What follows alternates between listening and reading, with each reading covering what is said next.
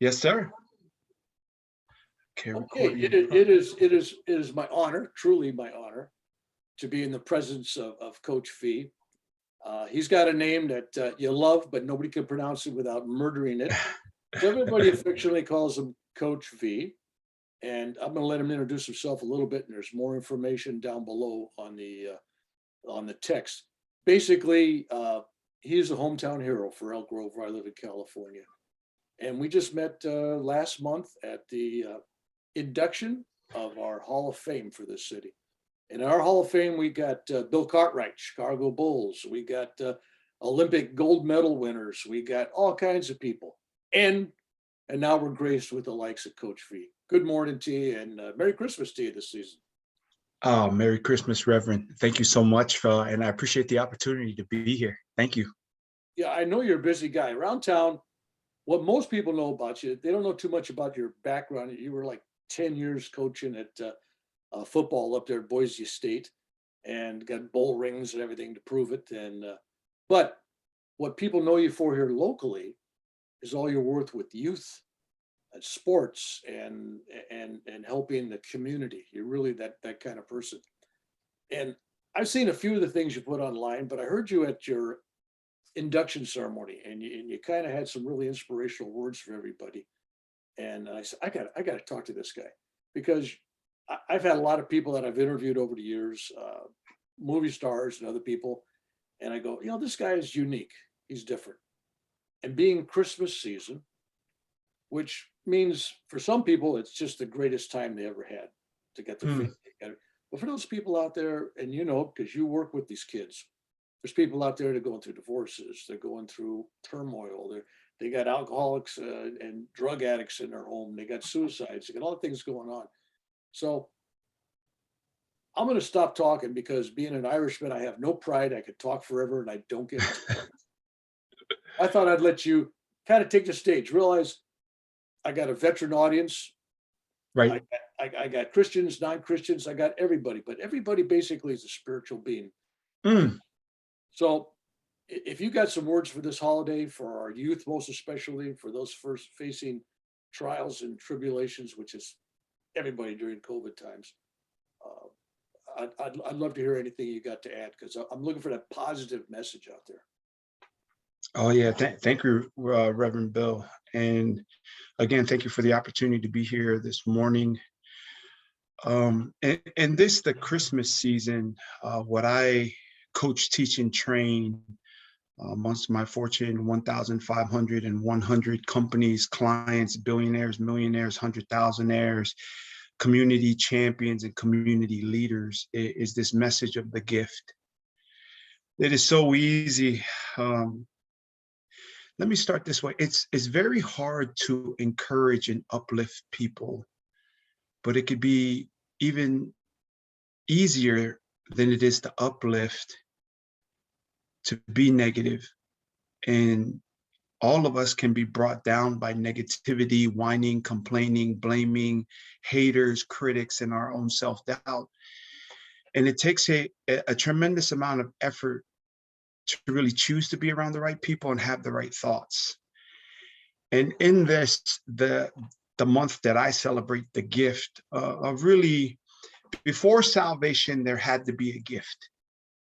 And Easter is where the promise occurs, but it is in December, in Christmas, that we receive the gift of Jesus Christ and the gift of amazing grace, unmerited and undeserved favor, which is really the reason why I remain so optimistic. And I'm just as human as anyone else. I think all of us are ingrained with a cognitive and a human programming to be fearful, to respond in anger and frustration. But those that are enlightened and connect to a different faith, that after that negativity or self-sabotage, negative thoughts, or dealing with criticism, or dealing with failure or struggle, the enlightened now respond according to two things, and that's their success and their life fulfillment, not just one or the other in terms of this gift. So one, I do feel that there's a parallel just bridging from November of being grateful because there are those that are grateful and those that are going to be made to be grateful by life, leadership, and business. So the message is and will always remain, not because Coach V says so or because I call it the gift, is that, in a manger in the Middle East, thousands of years ago, we were given a gift through a person in terms of our faith, born to Joseph and Mary, and in the manger filled with hay and farm animals, that we were given a gift. And that gift was that came the Savior to save us from ourselves. And that's what my faith believes me, but teaches me, and I subscribe to willingly. But really, the main thing is that faith in your gift, because faith, success, both are nouns that work better as verbs, because without action, faith and success is just a word. So in that is what the gift is bridging from November and Thanksgiving. And Thanksgiving to me is a one-time event. Once you say thank you, it's over. But gratitude and being grateful in this gift starting from November is really the readiness to return and show kindness in spite of what someone can do to you or for you. That you just treat people a particular way of terms of love and respect, where scripture says, above all these is love. And what a powerful thing. And in terms of that love, is realizing our gift each and every day. According to the World Index report that says that 7,452 prior to COVID die every day in the United States of America. I get our struggles. I get the things that we're facing. I get, all these mental issues and mental struggles and dealing with our demons in our past, that if you're alive today, that's a gift. And I get that the struggles are real, and I'm not trying to downplay or minimize what anybody might be facing, because I'm around people and deal with people with detrimental issues, with kids who only have, 6 weeks or 8 weeks to live. And you want to talk about taking for granted an opportunity, because that's what it is if we do not move in faith. Again, fear, anxiety, depression, these are responses that are human. And that's okay to feel that.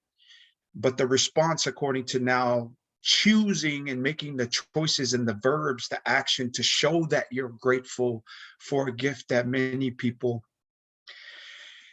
don't have around the world. I think that's what it is in terms of the message of the season, is celebrating this gift, not taking it for granted, because if you're not grateful for what you have, then that's taking for granted every opportunity in the United States of America that you can wake up and do, become, and achieve whatever you want. And it's going to be a progression and it's going to take time. But where else can a guy like me, that I've been fired in my job, been fired in my dream job, I've self-sabotaged myself in my career, in relationships, have made a multitude of mistakes. But then in the United States of America, you could still subscribe to the notion of the American dream and still achieve it, because I am really just a reflection and an example of that. I am not the originator of it. And so that would be my message for this December and this Christmas season, Reverend Bill. I noticed that around Thanksgiving time, you were busy in this town. You were doing Yeah, all kinds of programs as the kids in town were out of school, and you made it yeah. a point to have tournaments and have sports and activities to engage this community. That didn't go unnoticed, and that's what kind of got my attention. And I also noticed that you have your own personal faith, your own Christian belief, but you have Muslim children, you have Jewish children, you have Yeah. Hindu. Yeah. When in the children, that the youth that you work with, it's united faiths. It's all of them, and but you're selling a spiritual behavior. Mm, You're teaching these people something that's on a different level. It's not programmed by dogma. It's programmed by, okay, I'll say it. It's programmed by love. I've watched mm. you talk to your people. There's a love for humanity involved, and you're teaching that to other people. And I just want to make this public. So there's people in town going to be watching this. So let them know that you are appreciated. Now, let's address an issue that I've been working with 3 months now. I mean, heavy 3 months. Young people, as young as 12, 15, 18, 20s, all kinds of people, early 30s, suicide. Suicidal thoughts out there right now are just, I'm getting young people that got college degrees, good looking, intelligent, healthy bodies, and they want to kill themselves. They can't take it. They're fulfilled with depression. What would you offer these people if they came into your office or if they came out and saw you? I'm on a bench. How do you encourage these people that life is worth fighting for, especially at that young age, to give up?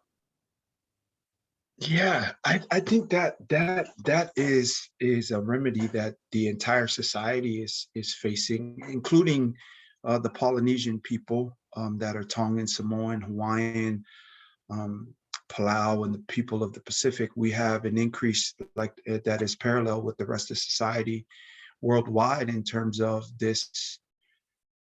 It's another pandemic in terms of a suicide. And it's one that there isn't one solution to, but I would just offer that I don't think our kids need to be told what to do.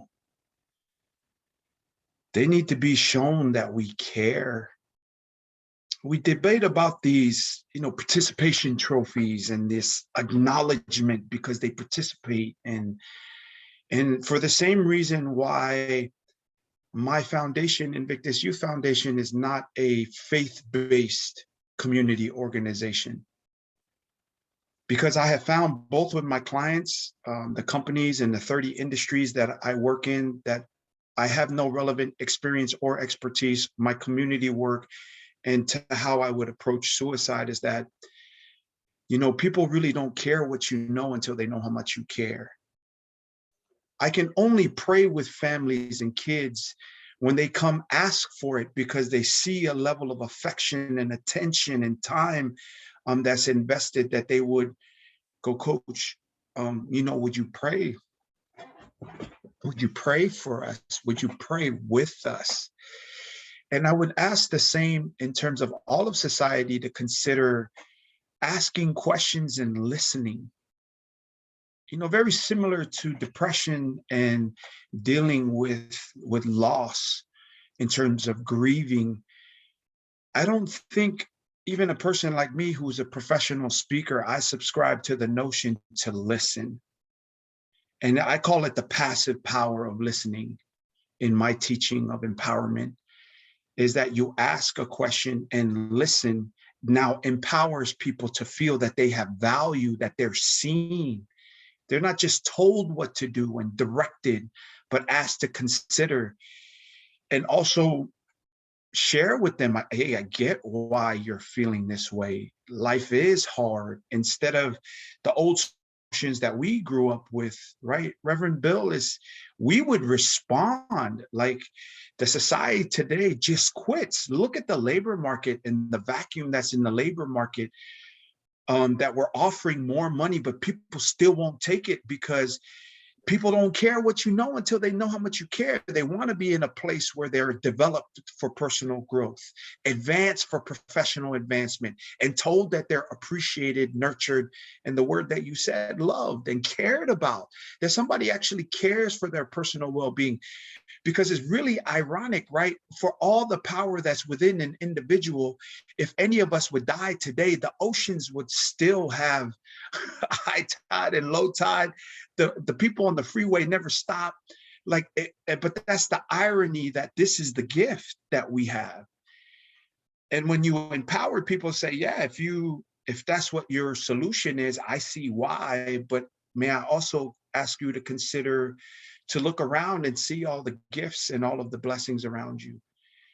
I don't think there's one solution, and I don't think the medical solution of just taking drugs, but really getting to the heart of people feeling like they have value, just not in the marketplace, because that's where this thing gets tough.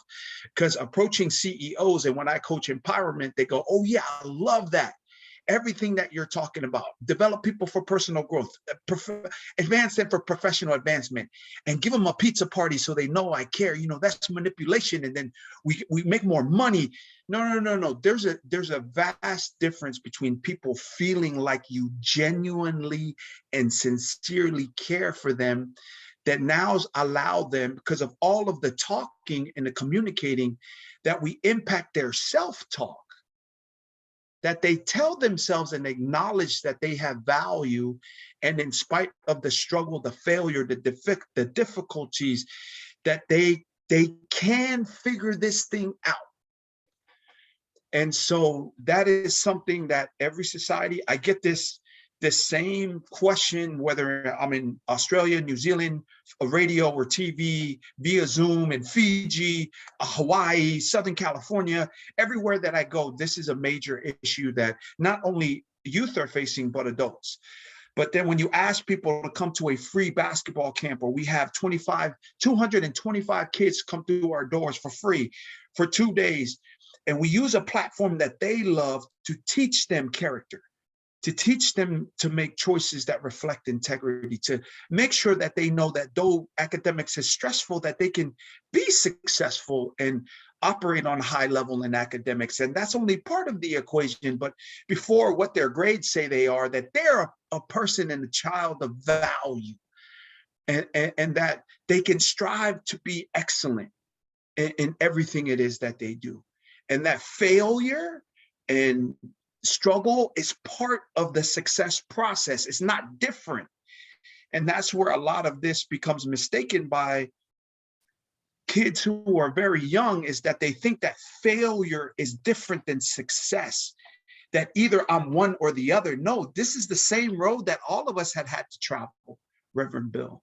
And so I don't think I have a one word or a one phrase or a one package approach, but in that realm, it's still within the gift, gratitude, and showing people you love them and care.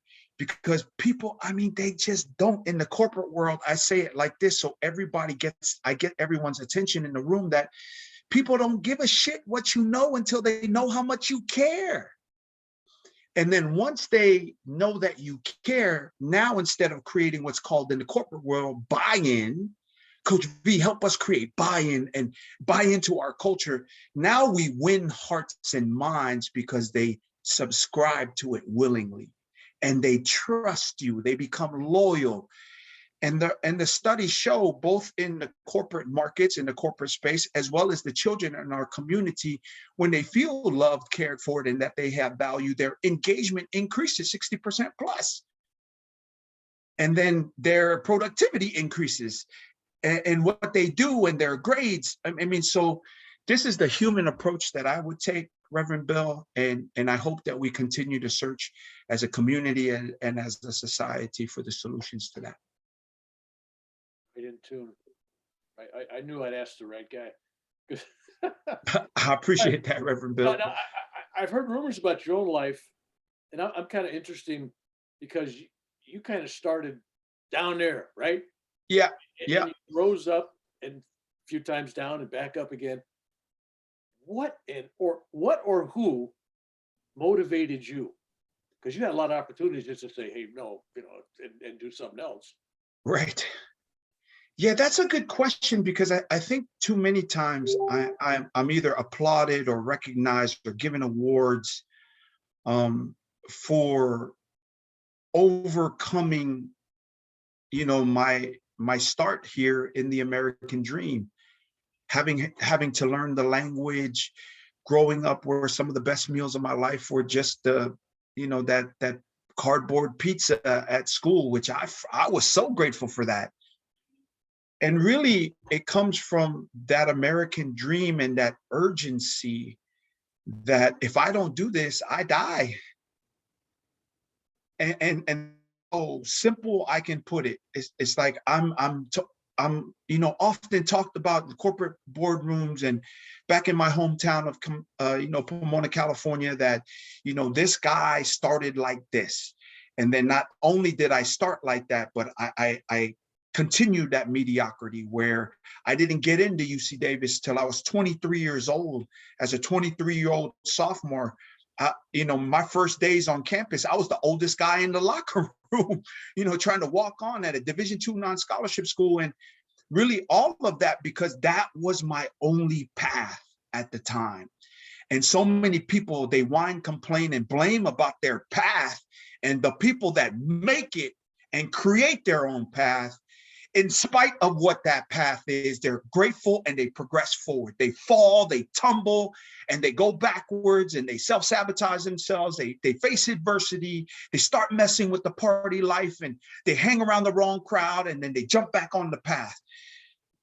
I just was able to jump back on the path. I think when I really am sincere that, you can't be me, without unmerited and undeserved favor of God. You just can't. People are like, well, in America, yeah, that's part of the equation. But I have no formal training in terms of speaking and all that. I have been anointed. That's what the word is. And then I created another biblical word, which is called discernment. And though I was prideful, here's another biblical word, meek. I became meek through all of those adversities. And now, despite my successes or my ability to impact the world the way that it is that I do, I still understand that I just move according that his will be done, not mine. And then I ran into just some amazing people. To be born to my parents, Mela and Viliami Tuivai, that's a blessing. To have the coaches that coached me and the teachers that put me in honors classes, even though my sorry, undisciplined academic ass didn't deserve to be in honors, but they placed me there because they saw something in me anyway, that now created an environment where I now had to level up. And then I ran into a UC Davis football program with the coach Bob Biggs that just changed my life. That place changed my life. And then because I'm talking about the people, the relationships, because there's money in the transaction, but the wealth is in the relationships. And then how is it that God's grace, and I'm substitute teaching in West Sacramento is my first job as a substitute teacher with long hair and braided hair and earrings. And I get a call from Dan Hawkins at Boise State to be a graduate assistant. I didn't even know where Boise, Idaho was. I'm a Polynesian California boy. Right. And then so those people, because of Bob Biggs recommending me, which bridged me to an opportunity to go be a graduate assistant at Boise State and then be hired on and be part of a staff that goes 13-0 in our first year at Boise State, beating Oklahoma in the Fiesta Bowl, and then getting a chance to go keynote speak because there were so many media requests for our head coach, Chris Peterson, at the time, that he told the person that booked him months before that, not thinking we'd ever get to a January 1 bowl game. Boise State's never been in a BCS bowl game, a New Year's Day, New Year's 1 bowl game, and we did. And so he couldn't attend this event. I spoke on 3 things: character, integrity, and work ethic. And God's grace put me in what's called now divine appointment and divine time, where I've been getting paid thousands ever since that speech. I got a standing ovation. So I don't want to mislead the audience to say that this was my goal, to be a speaker and to coach people online. And that wasn't. This thing just all kind of happened. I'm at an Edward Jones event in Monterey, and somebody asked me to be their life coach in 2012. And I'm like, I'm trying to figure out this speaking thing and this keynote speaking thing. And hey, would you coach me for this much? Gave me a piece of paper. I opened it and I said, well, you hired yourself a life coach. So both the reason why I didn't quit and the reason why that I was inspired to keep moving forward is, one, that was my only way. That was my only path. And I had to travel that path because that's the path that I had. 2 is I met up with some amazing people that saw some things in me that bridged opportunities from point to point to point. And then God's amazing grace and unmerited favor. And I would be remiss if I didn't talk about the number 1 choice that I've ever made in my life beyond going to Boise State or, trying to enroll, even though I didn't have the academics to. You at UC Davis is meeting my wife, Martha, was a divine appointment. And the children we have now, I mean, she is the #1 factor in anything it is that I achieve because of the partnership it is that we have, Reverend Bill. So that would be my response to that. Just as an amen to your family, you know, when you hear your acceptance speech, you made sure you included your family. Right. And they were up there when you were getting your trophy and when you were getting your recognition. You had your children were beaming. I mean, I was so proud for you as a fellow father. I looked at that and I go, look at that. Those kids got something to follow. You know, you broke a lot of ground for them. You made them proud, and it was a feeling that they made you proud. It was an Right. equal thing. It wasn't, you know, here I am, spotlights on me. It was like spotlights on my family. This is, Yeah. as you said to us many times. What'd you say at the thing? I live in Elk Grove. I work in Elk Grove. Yeah. I just don't live here. I just don't live here. This is my home. Yeah. And you meant that. And I'm glad that you live here in my town, our town. Our town, yes, sir. It's big enough for all of us. And I want to thank you for coming on and sharing some words for this season. And we will get together sometime during the year. There's other things coming up. Yep. I just knew you had something in you that I wanted people to hear this time of year. I appreciate that, Reverend. And Merry Christmas to you. Thank you for giving your time today, and blessings and peace, and to your family too. God bless you. God bless you, Reverend Bill. Thank you so much. Merry Christmas, everybody. Melikilismasi and Tongan. Bye-bye.